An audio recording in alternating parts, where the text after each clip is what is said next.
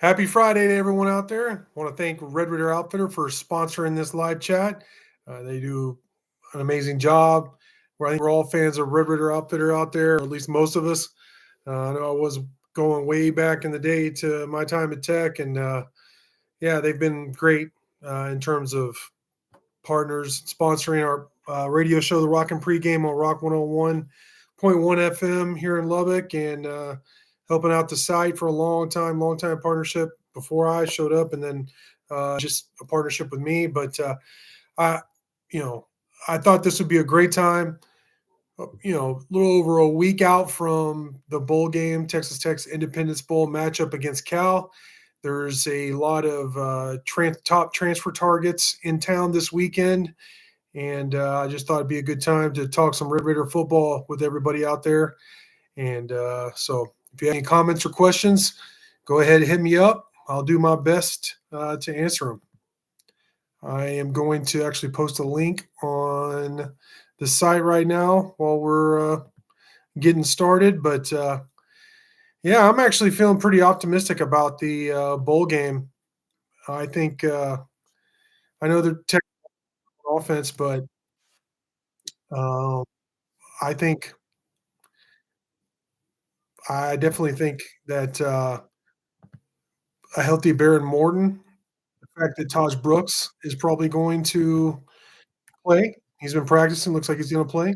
None of the coaches have been told that he's not, so, in terms of after this season, if Taj Brooks will return or not, I think that's becoming more and more interesting in terms of he hasn't declared for the NFL. Maybe he's waiting until after the bowl, but, I don't have a sense for if he's gonna stay or not.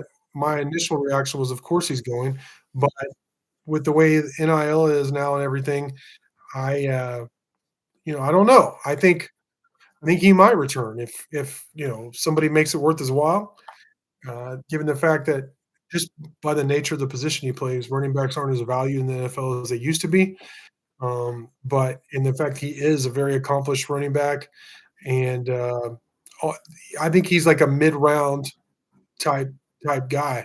They'll look at his 40 lack of a great 40 time, and um, I think he might drop a little bit in some estimations, and I think they're wrong, by the way, but, I think they'd be wrong to do so, but I think he might come back, make a little extra scratch, put up another what would be more than likely a spectacular season, and, you know, perhaps he can get a lot of the guys, when they do come back, they get insurance, so that in case they have a big injury or something, they're still covered, but, you know, I don't know. I don't have a sense for if Taj is really coming back. Probably less of a sense than I would have said like a month ago, because he did say in the home finale that he was, uh, that was probably his last game. But maybe somebody will step up and be able to keep Taj here for another season. I sure hope so because he's a superstar. Um, I think he's unique. I think he's one of the best players Tech's had, regardless of the position. But either way, we've been treated to a great season, and we're at least going to get to see him one more year. So that is exciting.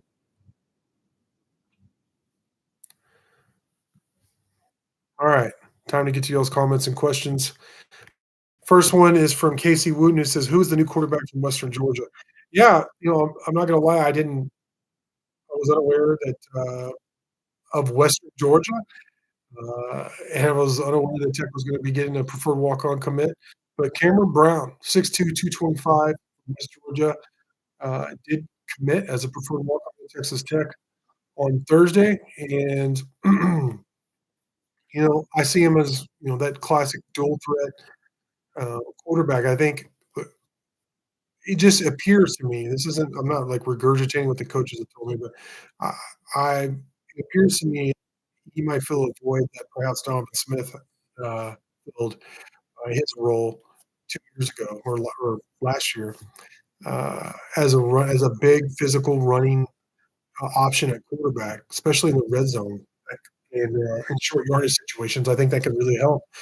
Uh, as a thrower, you know, you can only see one thing, you can only see so much in terms of through highlights, but he does look like he can throw. His stats, I mean, a little less than 1,000 yards. He did run for almost 500 yards and several touchdowns as well. So Cameron Brown is a great pickup, especially as a preferred walk-on. He's an early enrollee. He has 3 years of eligibility, and, I think he'll get here in the spring, and, uh, they'll see what they have, and then I think they'll go from there. Fabio, Naldino says, "Jared, do you see Miles and Duran leaving because of lack of volume or lack of trust?" No, I do not. I see them, leaving for opportunity in terms of, what's out there. What is the market value for a guy like, Jaron Bradley and, Miles Price? And I don't know if they're making the right decision or not. I wanna say this about both of them. They have made clutch plays in their time at Texas, both of them. I mean, even just this year, Miles Price was a good punt returner. Jerand Bradley, though overall had a disappointing, season. His catches on that final drive against Kansas were huge. I mean, you probably don't win that game if he doesn't step up the way he did. Overall, though, and going back a couple seasons, I can remember Miles Price against Iowa State a couple years ago, the 2021 season, when he caught that corner from Donovan Smith. I wasn't expected to mention Donovan Smith a couple of times in this, but that helped get Texas Tech that huge win against Iowa State to get bowl eligible that year. That was big. And then Jaron Bradley against Oklahoma had some big catches. That fourth and 20 something against Houston, which again was from Donovan Smith, uh, was huge last season. And obviously, that was a big play in the game. And then, like I said, against Kansas. But overall, I would say Miles Price has been hurt a lot. Never really had that monster breakout season that we've come to expect from the top slot receiver at Texas Tech. And then Jaron Bradley had a disappointing season. Man, he was supposed to have a much bigger season than what he did at Texas Tech. But I think they're both going to go see what they can make in terms of NIL money uh, on the open market in the transfer portal. Jaron Bradley's been like the worst kept secret in terms of him possibly transferring. There was a lot of talk about him maybe transferring last spring, I think it was, following Emmett Jones. That didn't happen in terms of him going to Oklahoma. He stayed with Tech. I don't know if Oklahoma actually has a spot at receiver for Jaron Bradley, but I, there is a market for Bradley. There's a market for Price. I think they may not get what they want. It may not be the thing they want, or maybe it will. Maybe all their wildest dreams will come true, and they'll get paid and they'll be happy. But still feel good about Texas Tech, their production, not only just like next season, but in the bowl game. I think I wrote a story here earlier this week talking about basically why I'm optimistic about Tech's chances of offense against Cal. One of the reasons is I think Darren Morton's going to be, much healthier. Joey McGuire even said that on Sunday when we talked to him, media availability, that he expects Barron to be close to 100%. Barron said Wednesday after practice himself that he feels really good. He's been getting some rest, and also this is good news that the injury is not significant enough to where it will force him to have off-season surgery, which is great because that all the rehab and everything that goes with that um, would take some time. So I expect Barron to throw in the spring and to be fully healthy coming in next year. So I expect the fact that Barron is going to be healthy. This will be the first time since what week 3, week 4. You've had a healthy veteran quarterback start a game for you at Texas Tech. Yeah, West Virginia, and then Taj is expected to play, and then also Cal's defense is terrible. I think they're ranked 121st in terms of yards allowed per game. 130 schools on NCAA's uh, stat website, and then their pass defense is 127th out of 130 schools. That's really bad. Their rush defense is top 40, so that's very good. That's respectable. But Taj, again, who I expect to play, has been good even against really good defenses. And he's at least been effective.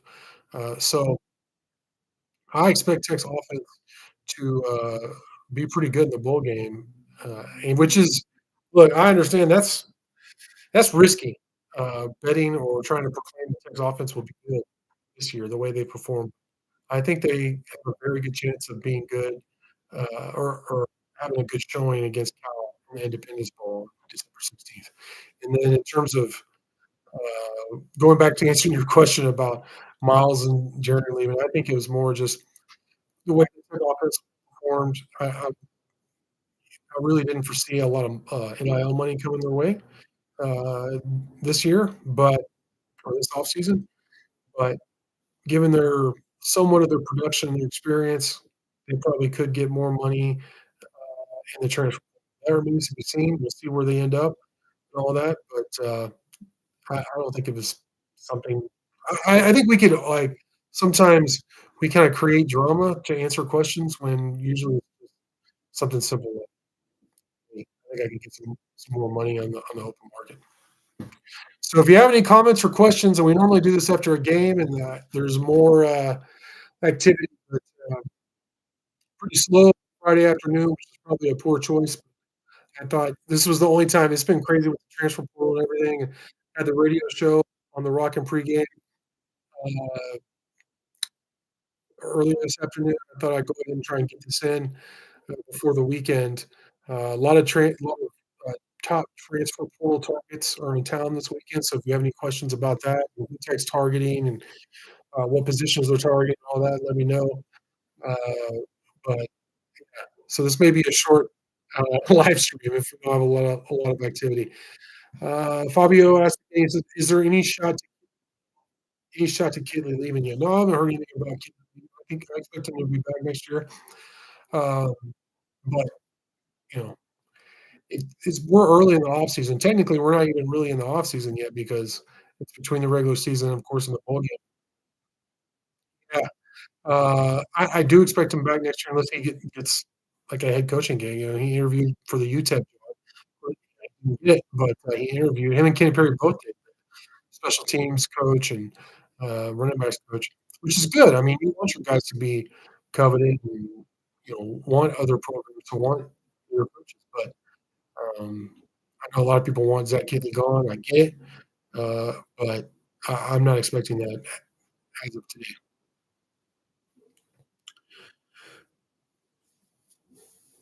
Yeah, I don't even know how to say, I think there's some Latin in this name, so I'm not gonna say it, but, question is, are we in a good place in regard to NIL? Are we competitive, and will we be able to target big name players in the and of course, there's the Matador Club. The fact that there's a baseline of 25,000 per, all the scholarship players, uh, on the in the football program, and then also, I believe up to 15 preferred walk-ons, on the football well, that has helped the preferred walk-on program, big time. You know, talked about the preferred walk-on commit, Cameron Brown, and I don't know if you land him if you don't have that Matador Club deal in place. So they're competitive. I don't know if they're competitive in terms of with, like, the big time helmet schools in terms of offering, say, some big time quarterback, say a Dylan Gabriel from Oklahoma.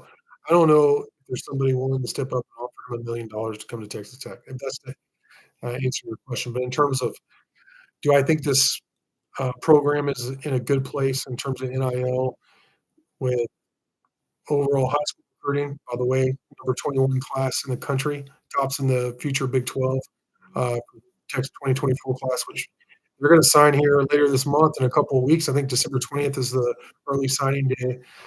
Um, really good class. I think 11 or 12, Texas top 100 recruits. So that's a big deal. But then a lot of really good preferred walk-ons, and then it helps in the transfer portal as well. I think they're competitive enough to be a top 25, absolutely competitive enough to win a national championship. Excuse me, and all that. I don't know. That that's a lot of money, especially to come up with every year, like for some big time quarterback. And I think it's risky. Say if you're somebody like Texas Tech and you shell somebody, a friend of the program, shells out. $1 million for Dillon Gabriel, and he gets hurt, doesn't perform up to standards. I mean, there's just a lot of drama with that. I really like that Texas Tech has the base of 25,000 per, so there's not a lot of jealousy and drama, within the program, and then everybody else go get what you can, that makes sense. Roy Melton says, "What's up, Jared? What's up, Roy?" Mike Bauer says, "Don't tell my boss I'm here." Yeah, I was wondering about that, if people could do that. I won't, man. Roy Melton says, "I don't think people understand how it wasn't completely on Kelly. QB playing with a bum shoulder and an O-line they can't block long enough for receivers to gain separation, hence the short now." Well, Roy, I think, um, on one hand, you have a point. It's not all on Kelly, but on the other hand, he's the offensive coordinator. It's his responsibility. If it doesn't land on him, then who does it land on? The offense is out, but, like, if Tech had a top 5 offense or whatever, a top 10 offense, even a top 20 offense, we would all be talking about how great he is, and it might just be because he has a Bailey Zappi or a Patrick Mahomes or something like that. I think that's just part of the deal. You get paid the big bucks to run the offense. You also, get a lot of credit, even if it's not all because of you or mostly because of you. And you get a lot of blame, even if it's not all because of you or mostly because of you. But I will say that I do think Zach really deserves criticism for a couple of things. One, not switching more to a ground and pound, give it to Taj and work off that type offense. And he even said in one of his Monday pressers was that he was hesitant to kind of shift from an air like throw it around the yard kind of offense to a ground and pound featuring Taj. Now he did do that. Taj did do a lot of carries, especially fourth in rushing, and he their staff is quick to point that out. But I mean, I think it cost you in non-conference. I think it cost you early. Um, I think it really could have helped settle the whole team down. So that's part of it. There's some other things we've talked about with Kitley over and over. I'm not going to turn this live thread into a bash Kitley deal, but or defend Kitley. Either way, I will say it's not all on Kitley, but he does deserve his fair share of praise. Next question comes from Casey Wooten, who wants to know, is Steve Linton declaring for the draft or coming back? Well, he shouldn't declare for the draft. I mean, I can't imagine he would be drafted. He would be an undrafted free agent. I don't care what his measurables are. His production isn't there. The question is, do he transfer somewhere else or quit playing football or whatever, rather than come back to Texas Tech? And honestly, I don't know right now. They Texas Tech is targeting some select edge rushers. I think they like some guys they think uh, will be available next year, like Isaac Smith missed the whole season. I think they believe he can be a big time player for them.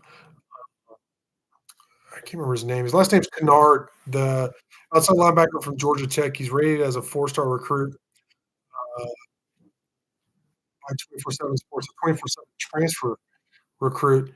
But they have him in town this weekend, and he had 6 sacks last year. I think that's a possible replacement if Linton doesn't come back. But I mean, they're definitely not like hinging their whole pass rush or uh, that spot on just Steve Linton. But that's a good question because I really don't know if because it's been kind of murky in terms of like Linton had like some kind of back pain, which caused him to miss several games.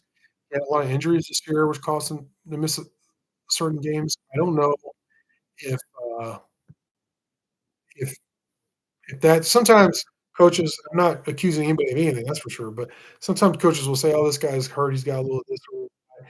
They missed the last several games, and really, they're thinking about leaving, and that kind of negotiation discussion is ongoing. That pure conjecture from on my part, but I just kind of from doing this for a long time, that's kind of the feel I got. But maybe he really is up, and maybe he'll come back next year. I really don't have an answer for you, a concrete answer for you at this moment.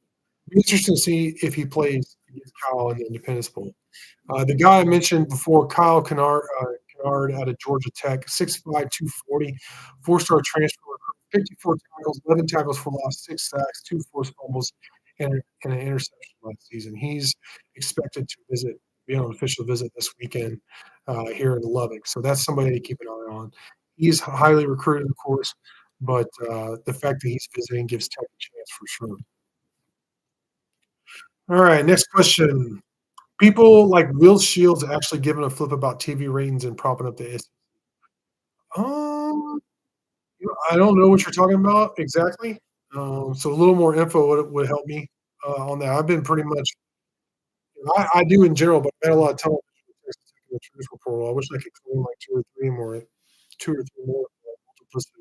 multiplicity, easy for me to say, uh, to get all this stuff done, man, because it's been a transfer portal is the craziest thing ever to cover. So I don't know what he's talking about, what you're talking about specifically.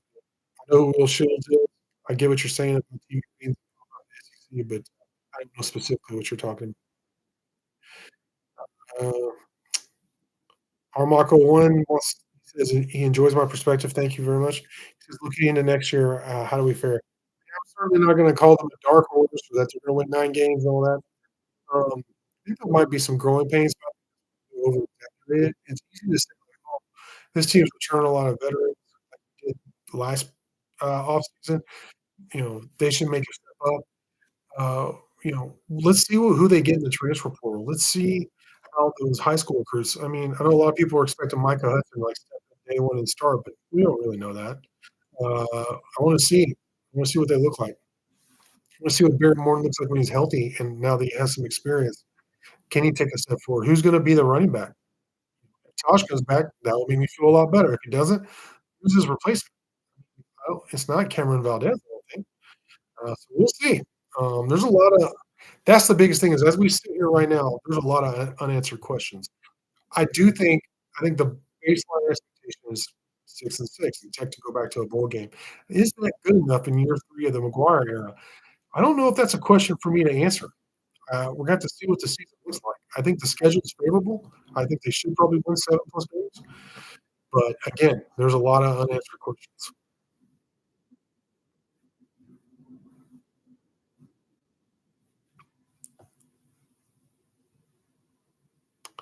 Roy Melton says in 2022 we averaged 300. I think you mean passing yards a game. All I'm saying is I know like better than he was this year after assessment, especially with the screen to start every game. I say one more year to see. Yeah, you're probably right.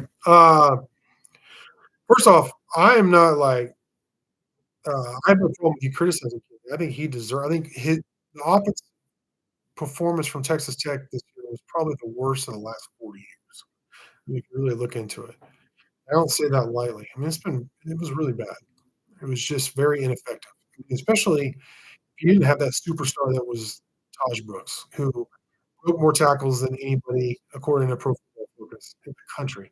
And part of that was because the blocking wasn't great, really, and a lot of times they knew it was coming because your passing game is so ineffective.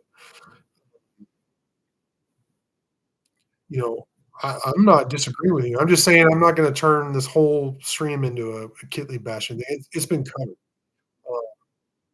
I'm hoping to see reasons for optimism. There's all the excuses are taken away. Barron's should be really close to 100% and healthy. Taj looks like he's going to play. Yeah, you lost one starter on your offensive line. It wasn't a tackle, but Ty Buchanan stepping in there from Monroe Mills. Ty Buchanan, I think they're very comparable. To be honest. At this point, I think Ty Buchanan probably has a higher ceiling. Uh, you're going against a very poor defense. There's no excuse for Texas Tech to not have a good bowl game offensively. So um, I'm really hoping for some reasons for optimism there going into the offseason. But there was definitely a lot of, and I asked him a lot of questions and criticized him in every form of media that will have me uh, this year. So I get it. I'm just saying, let's give him a little bit more time. And I think that's where Texas Tech is at. And I don't think it's because of his dad is a big time track coach or anything like that. I think it's more just continuity. He has been doing recruiting. He is young, so. let's see if the staff can come together and figure out how to play more comparable football and really be more effective on offense. Billy Blueheart says not pivoting to run cost us Wyoming and then maybe BYU and Oregon. I agree with you on Wyoming and Oregon. BYU had the freshman, and he couldn't hit the ball. I like Jake Strong. I think Jake Strong has potential. I mean, BYU is very good at home. They're very good at home at night games. They were a terrible team this year. Absolutely, Texas beating them anywhere at any time this year. But I mean, those handoff problems, just the mistakes overall. That was to me that was the absolute low light, even more than the Texas game because Texas is good. It was in Austin, and all the drama and backstory. But the loss of BYU, we absolutely should not have lost that game. So I don't think Kidley not pitting to run cost them the BYU game. I do think though early. I think to add one though to replace, I would say West Virginia. I mean, go back and look just at the box score. Forget Washington. Watch the game, and you really see. But they were. You want to talk about really trying to and that wasn't there. Texas passing game, whether it was William Morton before he got hurt, even the passing game was ineffective, inefficient, and they just kept trying to go. Even at the end of the game, despite all the poor execution on offense and all the bad things that had gone wrong for the game, you had a chance to I can't remember if it was tied or what in the red zone, and Taj, you know, heroic got you down there in that red zone, and you go away from him. Maybe a play, go away from him, give him some time, but you had plenty of time, plenty of timeouts to still run the ball with Taj. West Virginia showed no signs of stopping Taj, just like really almost nobody has all year. Kansas State slowed him down at times. Texas slowed him down at times, but he still had good games against those teams. He still was effective. He still is the only guy on offense this year that I've seen consistently make opposing defenses like flinch a little bit. Like, well, I don't know, we can stop this guy. So, and I questioned Kinley that Monday after that, and McGuire. Why didn't you do it? And they made their excuses. They did what they said what they had to, but they both begrudgingly admitted they probably should have given the ball to Taj. I would say Oregon, yes, because you're throwing the ball you are, including to Oregon, 4 turnovers, turnover battle. That's a big reason why you lost to Oregon. Wyoming, that was a weird game all around, but when you're running your quarterback who's been often injured. Why not give it to Taj? The whole numbers game excuse and all that. They clearly did not know what a superstar they had in Taj, which is that if you want to be like an alarmist or have concerns, that's my biggest concerns is some wr- wrong evaluations on guys like Steve Linton, Taj Brooks, how to use your personnel. That was to me, that's the my biggest problem with this season in the staff.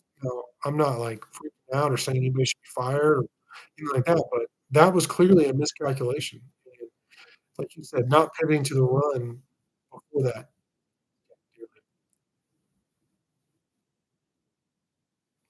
Bluey said, Billy Blueheart said he means K State in Oregon. Yeah, I don't know.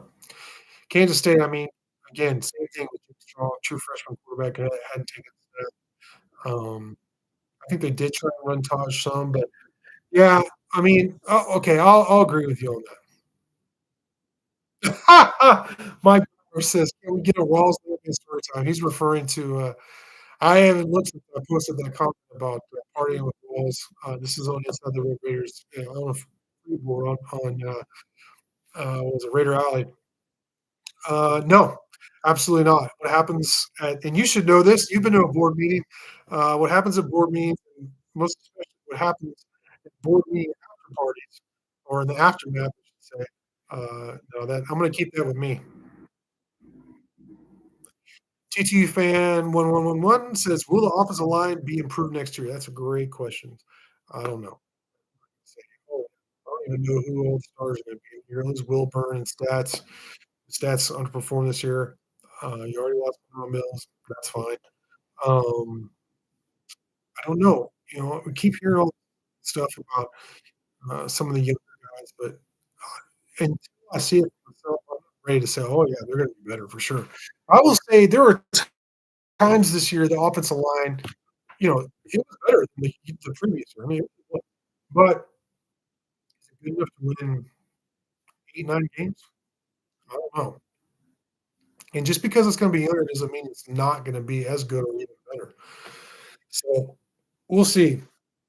That's probably it is. It's the top position target, in terms of this offseason, the transfer portal, if there's a junior college guy, I think they're going transfer portal offensive line. Probably gonna take 2 or 3 guys. So, on the offensive line, I don't know if all of them be started. I mean, you're not transferring to not be 2 deep, right? So, all those guys will probably be in the 2 deep. There's several. Again, the, uh, visitors list is posted on Inside the Rim, so there's at least offensive linemen, visiting this weekend. So, hopefully you get at least 1 or 2 of them, and then don't forget there's the spring, uh, transfer portal window after spring. So, still have time to add more then. Good question. Armach01 says, "Besides linemen, what is our other most needed position groups?" Yeah, you know, defensive tackle, we kind of addressed that. Staley, the junior college transfer from Hutchinson Junior College in Kansas, which is I mean, they produce a lot of, talent that goes all over, Division I football. Tech's got several guys from Hutch in the past, but, I like him. He's got some good size to him. We'll see if he can play. He's risky at junior college. They like him. He was highly recruited, highly coveted defensive tackle. He visited a couple weeks ago, and then, he may have been for the UCF game, and then he committed. So that's good. But defensive tackle, safety, I think we should get some good news on safety here very soon. Uh, and then, I mean, they're looking at running back. They're looking at edge rusher, receiver, of course, with all the receivers going. We have a lot of vet guys in the program now. A really good class coming up, headlined by Michael Hudson, 5-star recruit out of Lake Belton. But veteran, 1 or 2 veteran receivers could go a long way toward shoring up the receiving core for next season. Those are the main position groups I see them addressing next year. I, I really think yeah, I want to make sure I get all his information right. Look at my notes, but Sam Franklin, running back out of Tennessee. I know people want a lot of the players from other Power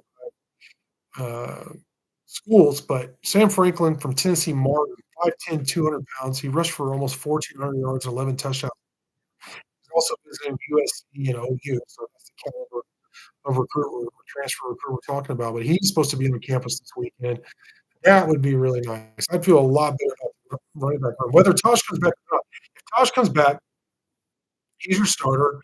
Franklin's your backup, and you're giving him a lot more carries and giving him more rest, which I really like. And if not, I can see him starting. I know people are like Tennessee Morton, but go watch his film and look at his production. Look who else is recruiting him. It makes a lot of sense. Well, I think this has been really good. I wanted to go about 30 minutes. We've gone almost 34.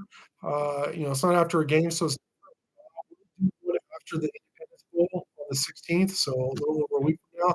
Maybe I'll do one next week before leading up to it, but we'll see. But I really appreciate everybody who contributed, who asked questions, who had comments, and until next time, I want to say thank you for watching.